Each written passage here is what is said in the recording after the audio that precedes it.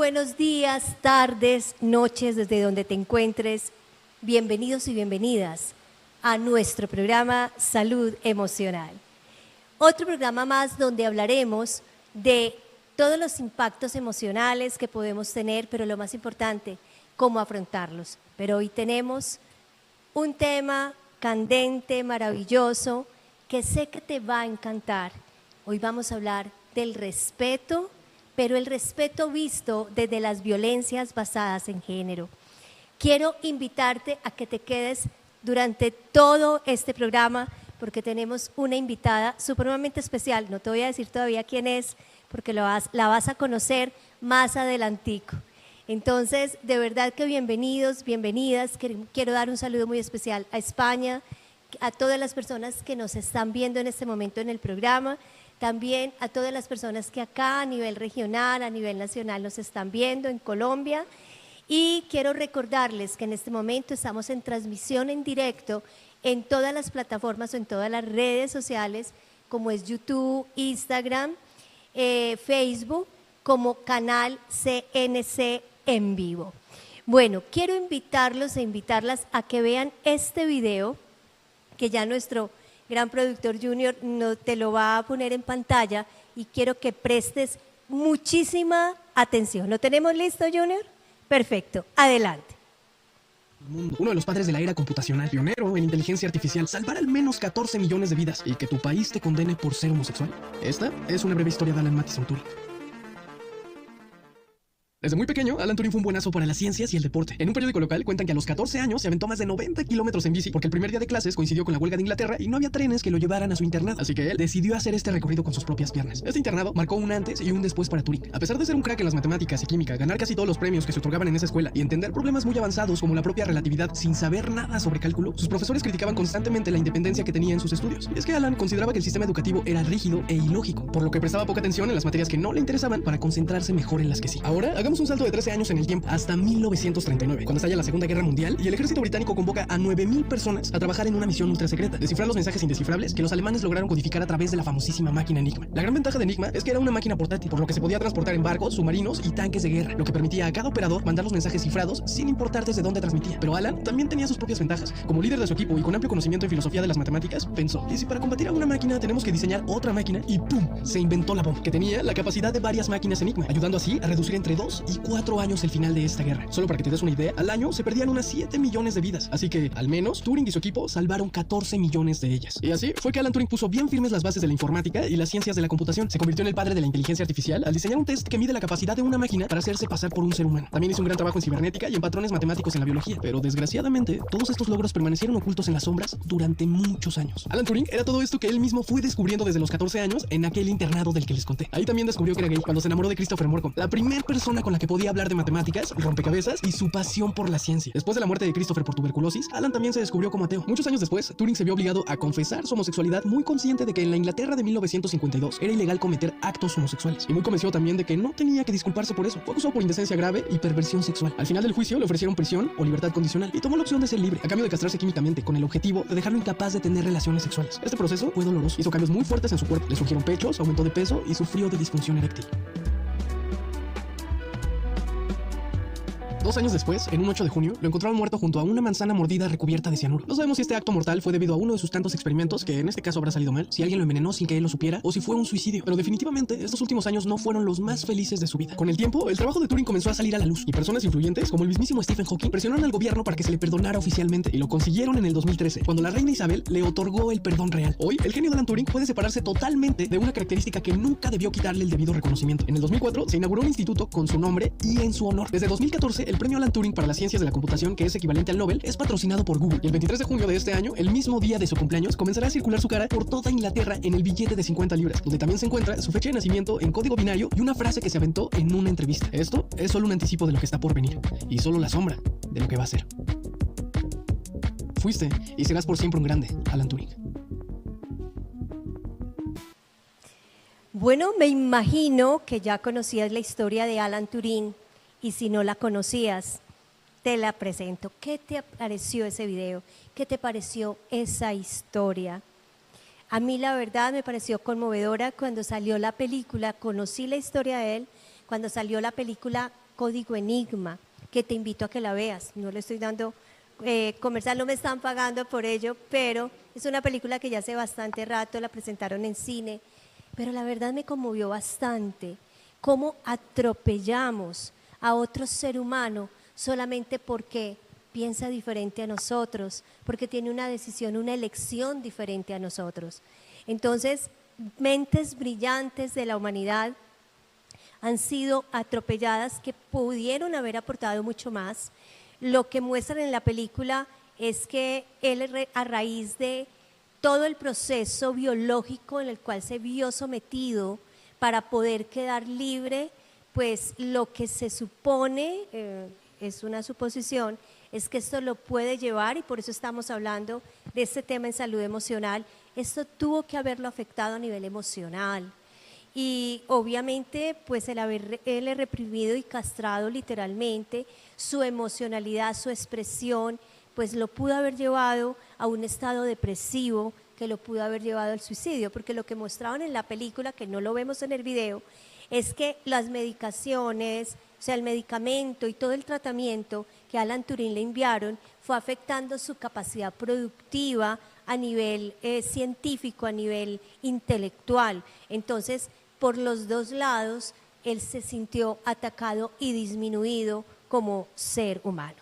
Yo quiero invitarte a que nos escribas o me escribas al WhatsApp si tienes en este momento alguna duda, alguna inquietud que quieras preguntarnos o algún comentario que quieras hacer sobre nuestro tema de hoy. Recuerda que soy Adriana María Bernal, soy psicóloga con máster en psicología positiva aplicada y pues me puedes encontrar en el 310-373-9036 con el más 57 al inicio, porque recuerda que estoy en Pereira, Colombia. Bueno, no podemos hacer esperar más a nuestra gran invitada de hoy.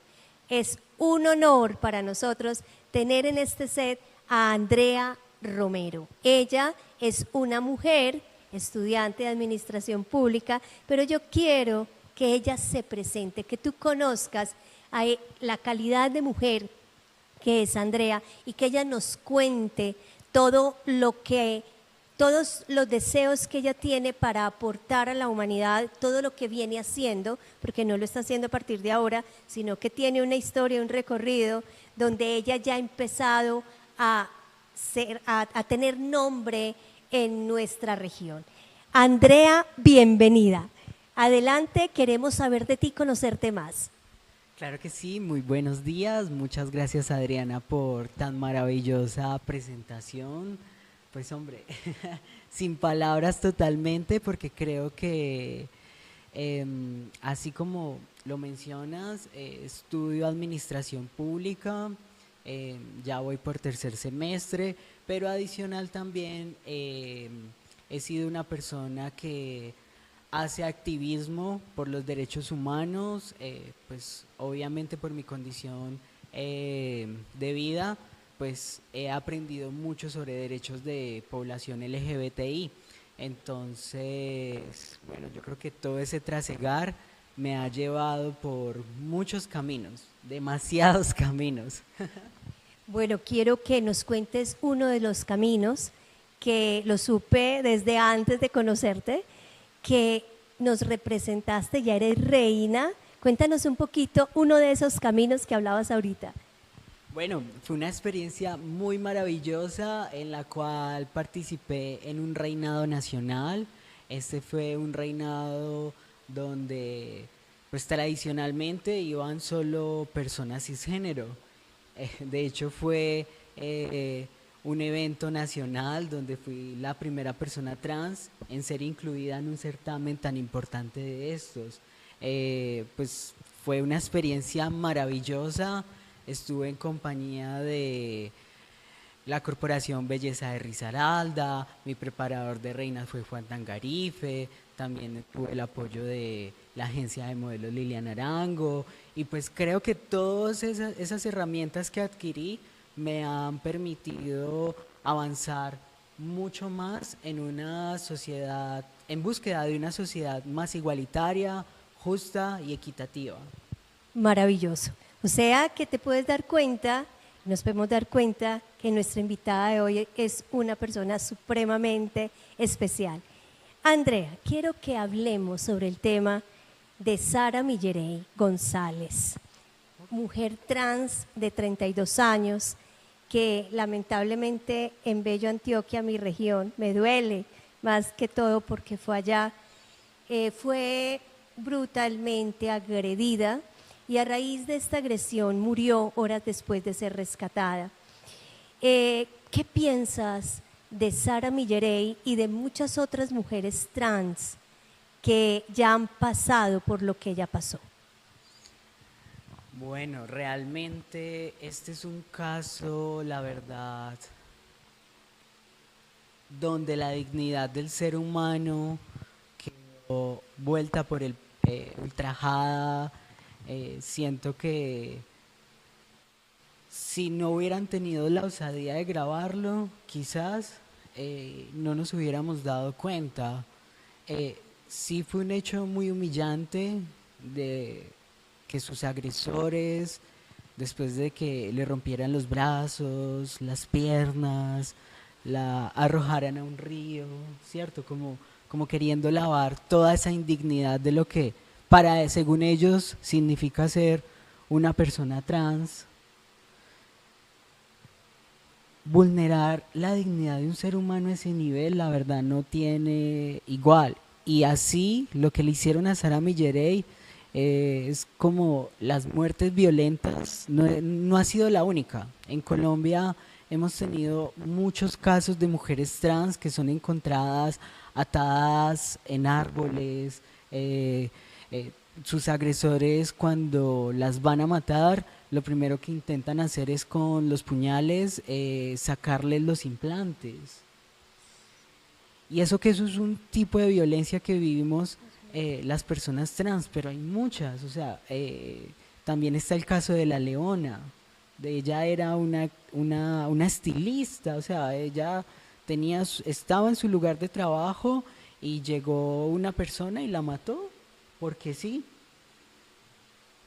Y fuera de eso, esa violencia basada en género también trascendió más allá que incluso también el tema de la fiscalía, el acceso a la justicia.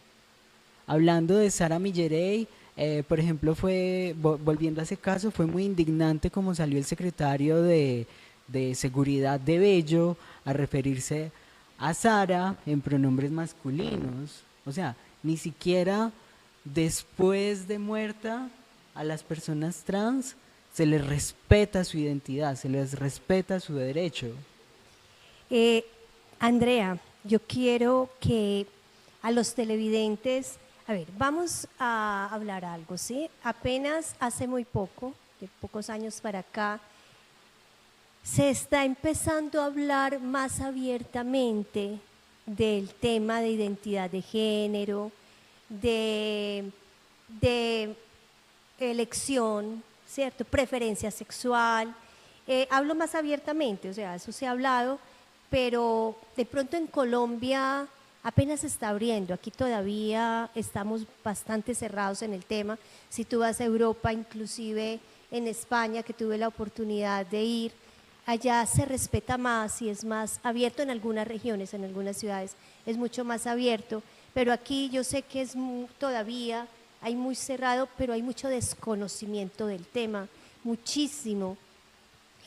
Qué bueno que especificáramos o aclaráramos qué es identidad de género.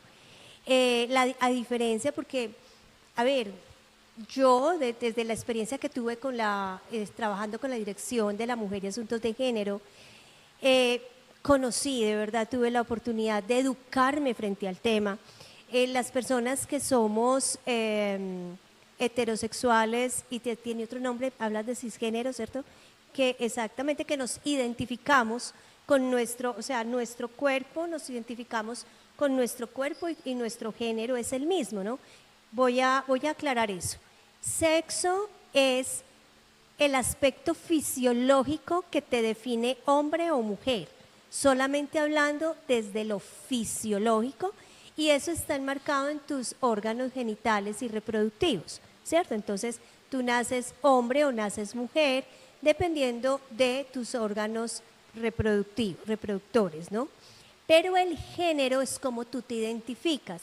O sea, yo en mi caso soy mujer porque mi sexo, o sea, mi fisiología es de mujer, pero me identifico con ser mujer, ¿cierto? Entonces mi género es femenino, pero hay personas que su sexo es masculino, su cuerpo es de hombre, pero se identifican, se sienten como mujeres. Lo que hablan, coloquialmente, como que nacieron en el cuerpo equivocado. Es una sensación así. Es más, tuve la oportunidad de atender a algunas personas cuando trabajaba en la dirección de la mujer, precisamente por esa misma situación. Dice, es que me identifico como mujer, pero también encontramos a mujeres que fisiológicamente son mujeres, pero que se identifican como hombres, aunque encontramos también otro abanico de géneros, ¿cierto? Que está el bisexual, bueno, en fin, vamos a hablar hoy de los más comunes como para no confundir mucho a los televidentes, pero quiero que haya esa claridad entre la diferencia de sexo y la diferencia de sexo y qué es identidad de género. También aprendí que cuando vemos una persona que es de la comunidad sexualmente diversa, pues es muy respetuoso preguntarle cómo te identificas para saber, y estamos hablando de Sara Millerey, ¿cierto? De que ella se identificaba como mujer, por lo tanto había que tratarla como mujer, así sea después de muerta. Si una persona se identifica, o sea, tenemos claro que se identifica con X género, tratarlo de él o de ella. Ya cuando hablamos de ellas, pues es otro tema, pero como te digo, no quiero que confundamos, ¿cierto? Porque hay personas que no tienen ese género definido, pero bueno, lleguemos hasta que por lo menos vamos pasito a pasito. ¿Y por qué digo pasito a pasito, mi Andrea? Porque para nosotros, los cisgéneros, también está siendo complicado, de verdad. O sea, apenas nos estamos capacitando, educando, ¿cómo se dice eso? Sí, educando frente al tema. Apenas estamos conociendo el tema. Entonces, realmente ese desconocimiento pues nos puede llevar muchas veces a ser irrespetuosos con tu comunidad, ¿cierto? Nos puede llevar a ser un poco, no encuentro en este momento la palabra, pero transgredir de pronto esa dignidad humana porque desconocemos muchas causas biológicas, situaciones de crianza, historia de vida que lleva a una persona a tomar esa decisión. Yo me acuerdo cuando hay una persona muy linda que no sé si en algún momento verá este programa, que lo llamábamos Wiz, o él se hace llamar Wiz, que también es un activista en nuestra región, y también está José Fernando, que era el que coordinaba en la época que yo estaba todo el programa de la comunidad sexualmente diversa en compañía, en equipo con Wiz. Entonces, por ejemplo, en un trabajo, ¿cierto? En un trabajo una persona va, y vamos a tocar también ese tema, Andrea, en un espacio académico o en un espacio laboral o en un espacio social, pero vamos a hablar de un espacio laboral, pues una persona, un hombre puede entrar, vamos a hablar de un hombre fisiológicamente hombre, con identidad de género femenino, ¿cierto? Va a entrar a trabajar, pero es que independientemente de su identidad de género, es una persona con unos talentos, con unas capacidades, y pues en el espacio laboral o en el espacio académico, pues ahí lo que realmente importa es el talento de la persona, independientemente de su elección o su preferencia sexual o su identidad de género. Entonces, es muy importante ser muy respetuosos con esa identidad de género, pero también se da mucho en estos espacios el bullying por su preferencia sexual. Entonces, en un espacio laboral, ¿qué importa la preferencia sexual? O sea, si yo entro, a mí nunca en un proceso de selección, o yo que he hecho selección, A ninguna persona yo le pregunto cuál es tu preferencia sexual, porque eso no es lo que a mí me interesa en la entrevista. A mí me interesa es cómo, y quiero invitar a que por respeto a la persona, cómo te identificas para saber cómo te llamamos o en qué área puedes estar laborando con nosotros. Y en qué área me refiero, no para discriminar, sino porque hay escenarios. Por ejemplo, mi pareja trabajó durante algunos años en el hospital mental de acá, de la región. Y se ve mucho también en los espacios médicos, porque muchos llegaban, algunas personas con algún trastorno mental, hombres que se identificaban como mujer y pedían que lo llevaran al pabellón de las mujeres, porque pues esa era su identidad. Igual cuando se va a una consulta médica, para el profesional de la salud es supremamente importante que tenga claro y que sea respetuoso en el momento de la consulta cómo te identificas para saber cómo tratarte, cómo hablarte y cómo decirte. Hay personas que llegan y que la persona ya es trans, ya ha hecho todo su proceso de transición y como decías tú, no, es que en su cédula, en su registro civil o no sé, o sea, dice que te llamas Pedro Pérez. Entonces, ¿yo por qué te voy a llamar a ti Claudia? No, tú eres Pedro y te seguiré llamando Pedro cuando la persona ya tiene muy clara su identidad de género. Entonces, yo creo que todas esas cosas es importante conversarlas para que nos vamos educando, quienes también estamos en este proceso de educarnos y poder convivir de una manera respetuosa y sana con las personas que tienen una visión de vida, un sentirse diferente al de nosotros. Te doy la palabra, Andrea. Bueno, no, pues muchísimas gracias, Adriana. De verdad, planteas un caso y una descripción muy interesante, la verdad, sobre la identidad de género.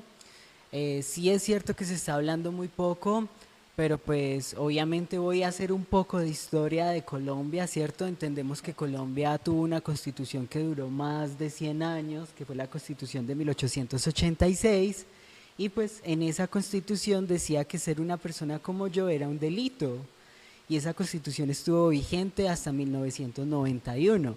Entonces, las personas que eran como yo salían a la calle y si la policía las veía, nos llevaba a la cárcel, nos metían en el calabozo, nos pegaban, nos cortaban el cabello, nos violaban, nos ultrajaban y no pasaba nada. O sea, hemos vivido una violencia basada de género histórica, cultural, ¿cierto? Desde hasta la Constitución del 91. Nace esta Constitución y al nacer esta Constitución, gracias al artículo 13, ¿cierto? Que es el de derecho a la libertad de expresión, ¿cierto? Derecho al libre desarrollo de la personalidad. Bueno, y hay otros artículos constitucionales que también pues hablan sobre ese derecho a ser. A ser. Y lo más importante también es que pues esta Constitución ha sido muy garante precisamente con las libertades. Y antes de la Constitución del 91, resulta que nuestro país era un país estrictamente católico. Y la Constitución del 91 nos abre un Estado social de derecho y es un Estado laico. Significa que el Estado se separa precisamente de la religión. Ya religión es aparte de Estado. Doy todo este contexto porque es muy importante. Obviamente yo también soy católica y como católica pues tengo conocimiento también en cierto tipo de derecho canónico. Me pareció pues muy importante hablar de esto ahorita porque siento que muchos prejuicios han sido basados precisamente en desconocimiento y en miedos sin fundamento, que pues tristemente debo decirlo, pues las religiones también han aportado mucho como a ese estigma y a esa discriminación hacia las personas, porque entonces se parte de que una relación hombre-hombre o mujer-mujer, eso es algo que está totalmente prohibido, que no está bien visto. Pero resulta que la humanidad históricamente siempre ha sido muy diversa. Toda la vida. De hecho, por Toda eso la también es muy bonito el símbolo que tenemos del arco iris. Porque cuando usted mira un arco iris, vemos un rojo, pero si usted mira un poquito más arriba, hay un rojo ya con tonitos más amarillos. Y hay matices, ¿cierto?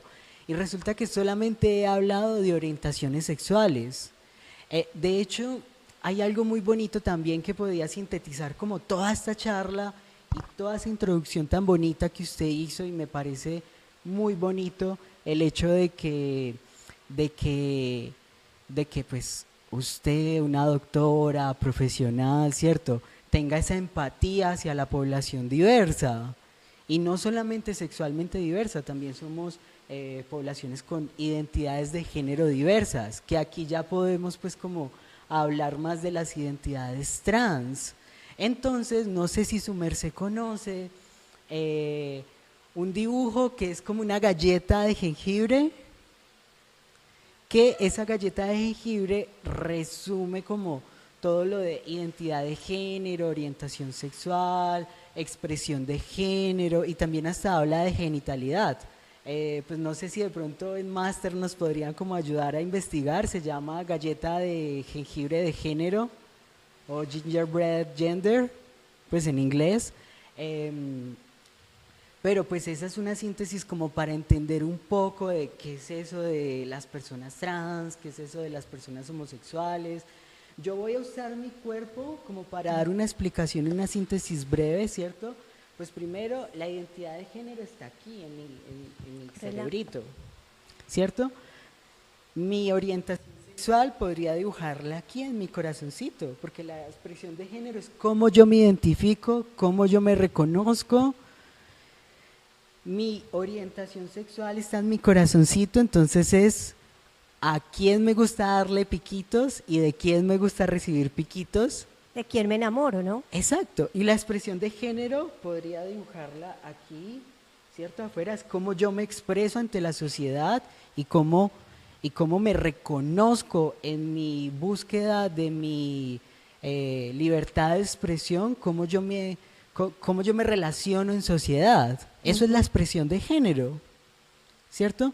Y pues obviamente ya la genitalidad, pues sabemos que hay personas que nacen con fenotipos masculinos o de machos, hay personas que nacen con fenotipos femeninos o de hembras, ¿cierto? Pero pues el sexo tiene incluso hasta una subdivisión. Podríamos definir sexo dividido en 5 variantes: sexo genital, sexo gonadal, sexo hormonal, sexo cromosómico, ¿cierto? Digamos que el ser humano comprende todo eso. Y por ejemplo también podríamos hablar que también existe una variación biológica de la genitalidad, que son las personas intersexuales. Las intersexuales. Hay un momento, Andrea, que quiero, este tema es muy, muy importante, porque nosotros en este momento se llaman intersexuales a los que anteriormente se llamaban hermafroditas, ¿cierto? Intersexuales es que sus genitales tienen las dos, o sea, la forma tanto de mujer como de hombre, donde ya, y voy a tocar un tema ahí muy importante. Anteriormente, a las mujeres, o sea, digamos, nacía un niño, un bebé intersexual, ¿cierto? Que llamaban hermafrodita, pero eran los padres los que definían si ahí, desde pequeñitos, si lo iban, o sea, si iban a criarlo como niño o niña, y determinaban, ya según los médicos, en qué edad lo operaban para que ya se convirtiera, por ejemplo, no, es que queremos que sea una niña, entonces ya en tal edad vamos a operarlo para que ya quede una niña sin tener consentimiento ese ser humano de lo que realmente quería. Y se ocurría de que sí, lo operaban de niña, lo criaban como niña, pero en la adolescencia eso se volvía todo un trauma para ese ser humano, porque resulta que se sentía y se identificaba como hombre y ya retroceder la cirugía era imposible y muchos suicidios se dieron a partir de ahí, ¿cierto? Muchas personas terminaban suicidadas. En este momento creo que es ilegal hacer eso, creo que ya no es permitido de que un niño que nazca intersexual se definan los padres cuál va a ser su identidad de género, cuál va a ser su sexo inclusive, y se le da la libertad a ese ser humano, pues eso creo que dice la ley. No sé si acá o en Estados Unidos, pues no me acuerdo, pero sé que hay una ley donde dice que es el ser humano el que ya determina determinada edad, valga la redundancia, ya define a determinada edad, perdón, cuál va a ser su identidad de género y su sexo. Ya él elegirá cómo se va, pues si se va a operar o cómo va a ser su transición. Exactamente. Entonces quería para que haya esa claridad que es el intersexual. ¿Ibas a decir algo más, Andrea? Claro que sí, bueno, quisiera pues como también aclarar un poco sobre las personas intersexuales. Pues en Colombia, en legislación, en materia de legislación, la verdad estamos muy atrasados frente a personas intersex. De hecho, lo que comentas es muy cierto. Antes los médicos le decían a los papás, ¿usted qué quiere, un niño o una niña? Cuando veían una variación biológica genital muy evidente, pero resulta que la intersexualidad está clasificada aproximadamente en 45 tipos de intersexualidad. Básicamente se podría decir que, por ejemplo, hay un caso muy curioso, creo que pasa en Puerto Rico, sí, es la isla que comparte con Haití, donde hay unas personas que nacen y su sexo asignado al nacer es femenino porque es una niña. Y resulta que a los 13 años era...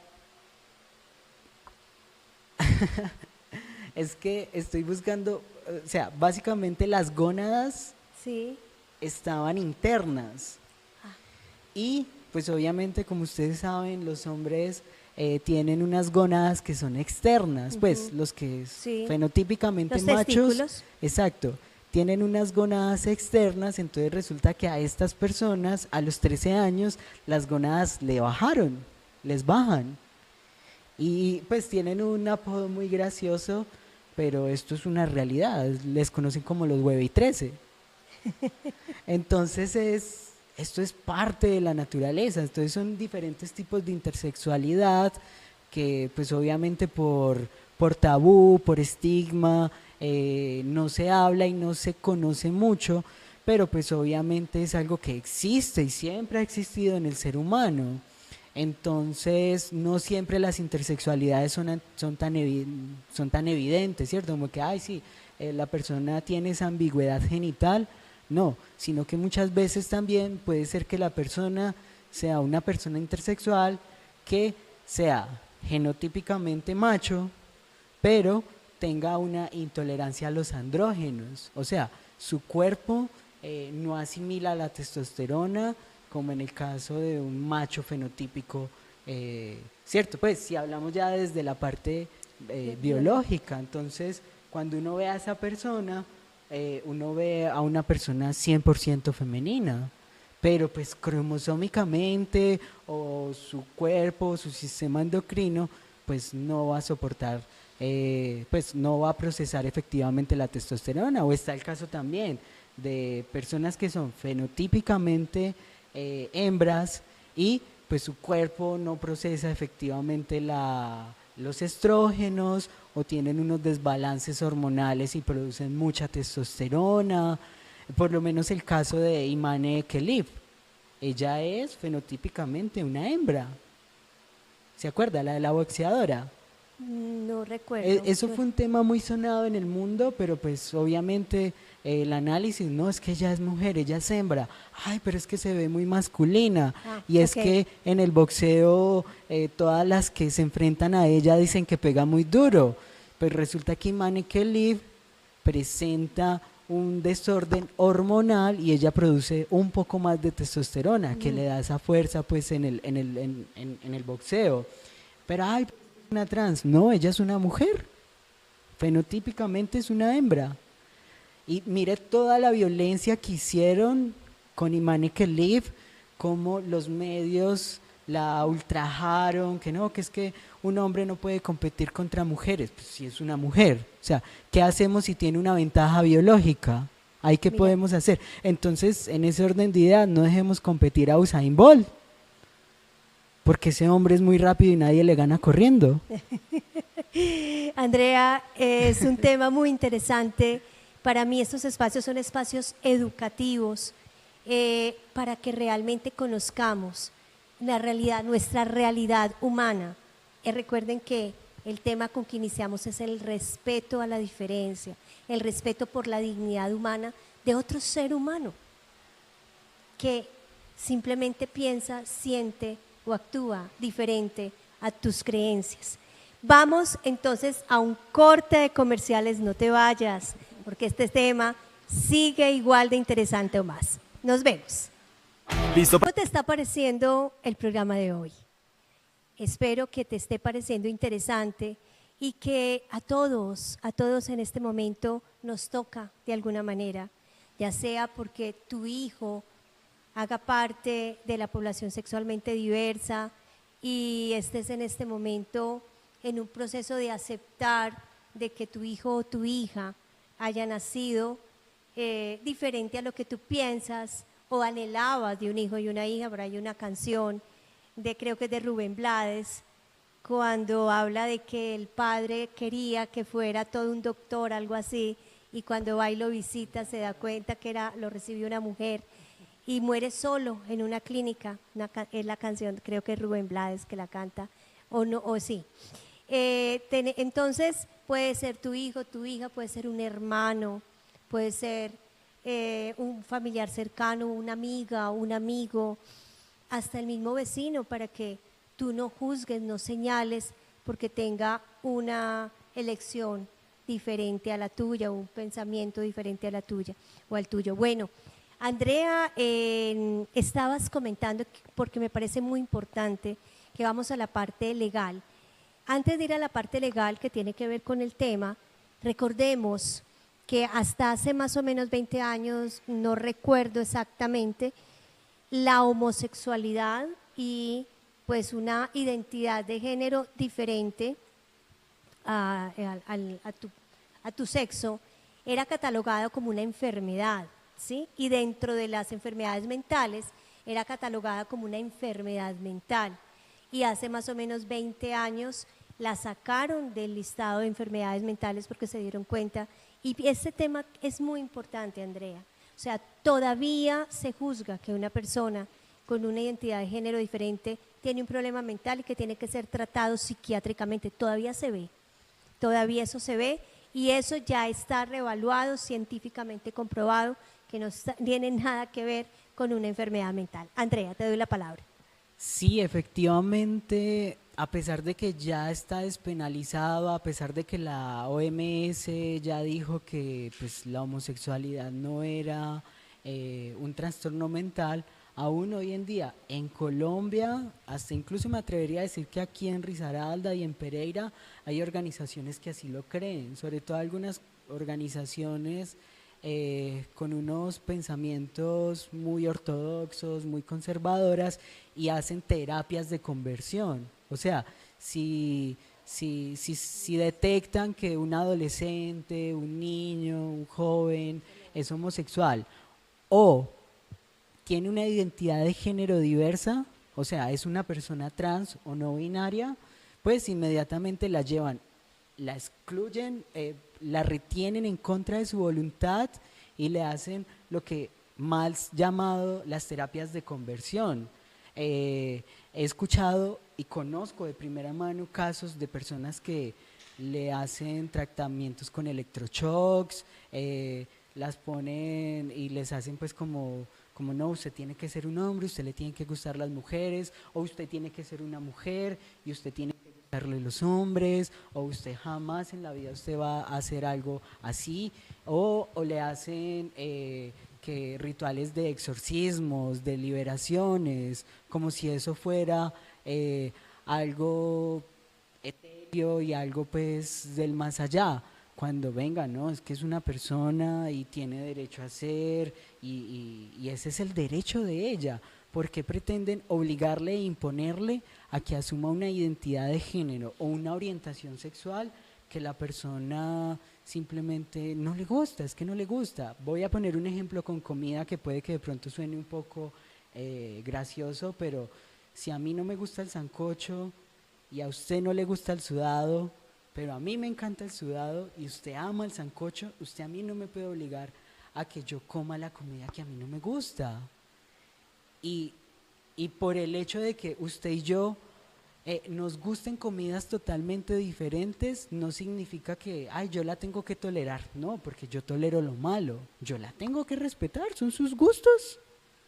Si a otra persona le gusta el pescado y a mí no me gusta el pescado, pues también lo voy a respetar.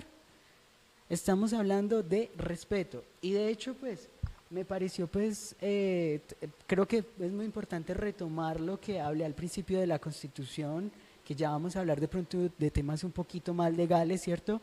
En el 91 en Colombia se despenalizó con la Constitución, pero pues también ha ido avanzando y resulta que en el año 2012 pues nos enteramos como en el 2008 que pasó el caso de un niño que saltó de un 11º piso porque sus compañeros lo hostigaban a razón de su orientación sexual, ¿cierto? El caso muy famoso de Sergio Urrego, y a raíz de eso se hizo una ley para precisamente prohibir la discriminación por orientación sexual e identidad de género en los ambientes escolares.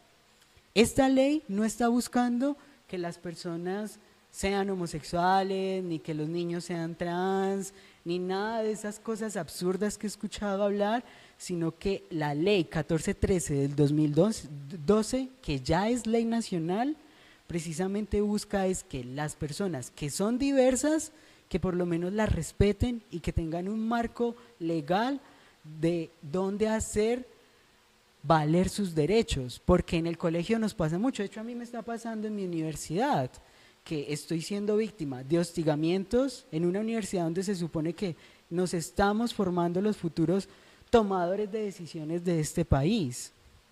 Imagínense, o sea, donde futuros servidores públicos y funcionarios públicos nos estamos formando, simplemente no he recibido respuesta institucional. La respuesta institucional que recibí por parte de la universidad fue como, no, eso es un problema entre ustedes, ustedes verán cómo lo resuelven. Cuando si le escribí a la universidad, venga, interceda, porque es que sí está pasando una situación grave, estoy siendo víctima de hostigamientos y de discriminación, entonces necesito su apoyo como señores universidad, venga, colabórenme.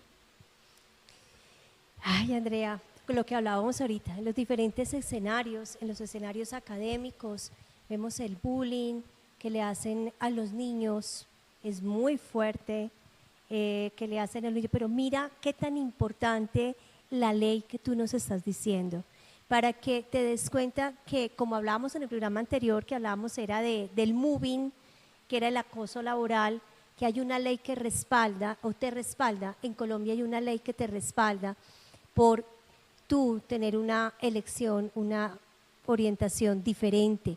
Qué bueno que nos estés hablando de esto porque muchas personas lo desconocen y volvémoslo a lo mismo, recuerden que cuando tú te sientes rechazado, te sientes excluido, sientes que no perteneces, pero que tú quieres salir adelante, pero no puedes progresar porque te ponen trabas, limitaciones, dificultades a nivel emocional, a nivel de personal, a nivel académico, pues la persona la lleva a sentirse encerrado y ahí es donde toman las malas decisiones y estamos de pronto nosotros incitando a que alguien tome una decisión en contra de la vida. Perfecto, Andrea, me parece maravilloso. Quiero que nos recuerdes el número de la ley. Claro que sí, esa es la ley 1413 del 2012, que pues la pueden encontrar como la ley Sergio Urrego, o pues también para las personas trans que quieran acceder a la corrección del componente sexo y cambiar su nombre, pueden buscar el decreto 1227 del 2015. El decreto 1227 del 2015. Sí, que ese decreto fue por parte de la Corte Constitucional, ese pues todavía no es ley. Este le permite a las personas trans y no binarias corregir en su cédula, en su documento de identificación, el componente sexo, porque antes de este decreto nos tocaba ir ante un juez, venga señor juez, es que yo soy una mujer, me deja cambiar por favor mi documento de identidad para que mi documento, que hace parte pues de un derecho constitucional, yo tengo derecho a tener un nombre, Claro. lo reflejara. Ajá. Entonces, sin este decreto, las personas trans no podríamos hacer ese cambio. Simplemente ahorita ya se hace de manera pues más fácil, vamos a una notaría, pagamos pues como los derechos por corregir eso, pues que también eso pues requiere otra discusión de pronto un poco más amplia, porque pues si las personas trans estamos excluidas muchas veces de los trabajos, no nos dan empleo, no nos arriendan casas. Por ejemplo, yo conozco a algunas mariposas del café, y algunas de ellas, por el hecho de ser trans, de hecho son indígenas en Vera Chamí, en Vera Catío y en Vera Docurá, creo. Bueno, se me olvidó el nombre de la otra etnia, pero resulta que ellas son indígenas, pero también son trans, y esto nos dice pues de que la comunidad y el ser humano siempre ha sido muy diverso, porque ellas no han tenido ese contacto, y resulta que apenas expresan su identidad de género, muchas de ellas son expulsadas de sus resguardos, todas, o sea, O y salen huyendo porque sabemos los castigos tan severos que hay en las comunidades indígenas cuando tú tienes esta condición. Y los invito y las invito a que conozcan un poco más de las mariposas del café. De verdad, es un grupo emprendedor maravilloso. Ellas son productoras de café y a ellas les tocó irse, aislarse de su comunidad, están viviendo en otro lado solas, haciendo su emprendimiento. No pueden volver a su comunidad, se les permite volver a su comunidad, pero también están con mucho miedo porque están amenazadas de vida. Exacto, precisamente iba a abordar eso, que hace poco se conoció pues como una noticia de un panfleto que les llegó hace poquito, o sea, hace que 2 meses, donde les decían tienen que irse del territorio, ustedes no pueden estar aquí, o sea, eso significa que la violencia basada en género hacia las personas trans es estructural. Ya hablé de la violencia institucional, o sea, si la ejercen hasta incluso con una persona como yo que sabe cómo defenderse, y que aún así yo ahorita estoy de pie frente a la universidad y yo, venga señores universidad, ustedes tienen que responderme por mi caso, ustedes no se van a salir de eso, y si la universidad no me responde, pues estoy dispuesta a llevar esto todas las instancias que sean necesarias. De ser necesario, pues si me tengo que ir a quejar al Ministerio de Educación, voy a ir a hacerlo. Si tengo que ir a pedir apoyo de la Defensoría del Pueblo, voy a hacerlo, de la Personería Municipal. Entonces es algo muy importante que obviamente es algo que yo voy a hacer valer mis derechos. ¿Pero por qué? Porque yo sé que hay muchas personas que están como yo y que no tienen de pronto el conocimiento que yo tengo, y son personas que si les pasa el mismo caso que yo, pues se van a quedar calladas y no van a poder hablar. En cambio, pues voy a dejar esto como precedente ante mi universidad para que precisamente estos actos de hostigamiento no se vuelvan a repetir en contra de las personas diversas. Estoy totalmente de acuerdo contigo, Andrea. Cuando yo trabajaba con violencia de género, sabemos que muchas mujeres callan. Recuerden que la violencia de género no es solamente para la población sexualmente diversa, sino que hay violencia de género contra las mujeres y hay violencia de género también contra los hombres. Y muchos callan más los hombres que las mujeres.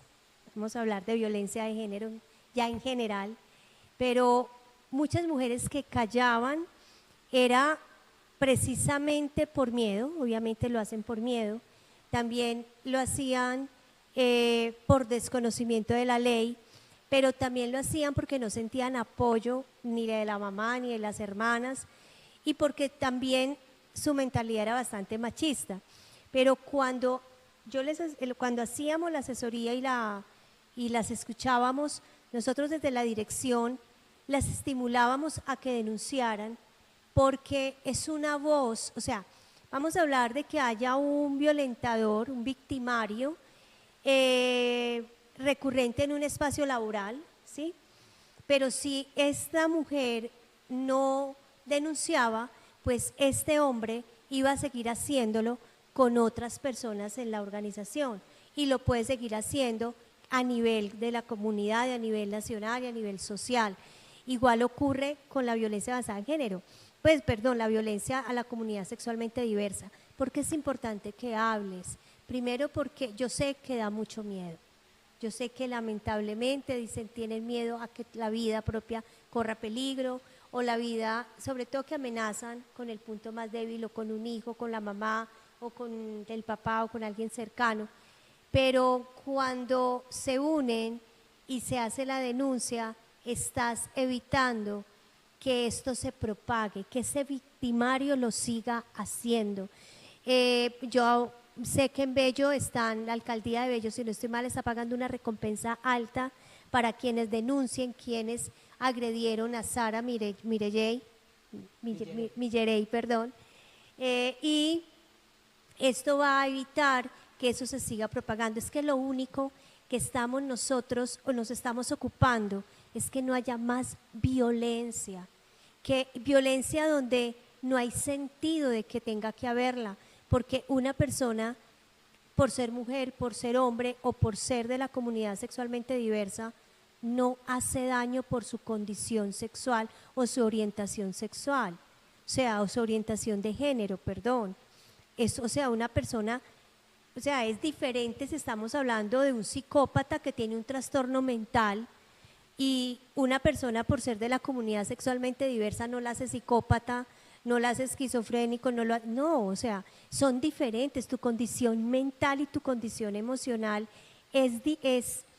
¿cómo se dice? No está ligado a tu condición de género y a tu condición sexual. Está ligado al ser humano. Tanto daño lo puede hacer un hombre, macho, con identidad de género de hombre, ¿sí? Lo puede hacer, puede matar, puede abusar de niños y es un hombre, no es tu identidad sexual lo que te determina si eres una persona lesiva o dañina para una sociedad. No es eso, son otras cosas. Entonces, no tenemos por qué agredir y llegar a los extremos que hemos llegado, a matar, a quitarle la posibilidad de que una persona progrese en su parte académica, en la parte laboral, o tenga su pareja o que socialmente pueda relacionarse con nosotros. No nos va a hacer ningún daño, no es dañino para la sociedad la identidad de esa persona. Bueno, yo creo que vamos terminando.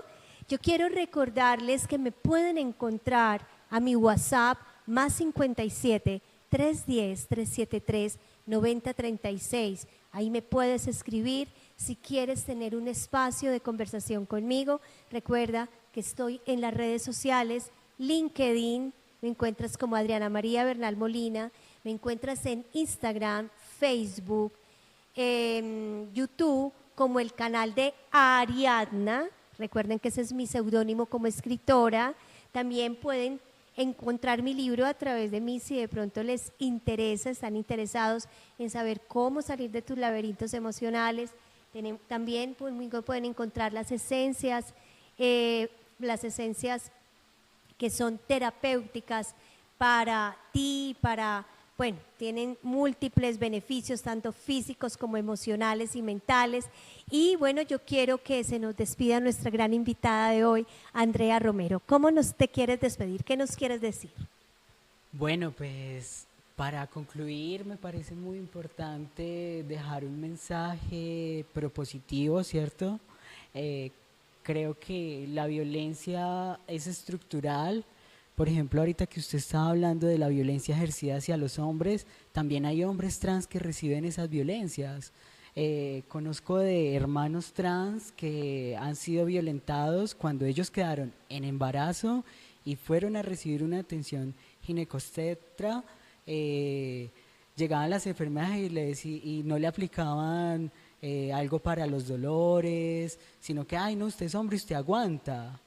O el caso de cuando los hombres trans van a recibir un servicio por ginecología, es muy violento. Entonces, las violencias pueden ser institucionales, culturales, religiosas, físicas, psicológicas.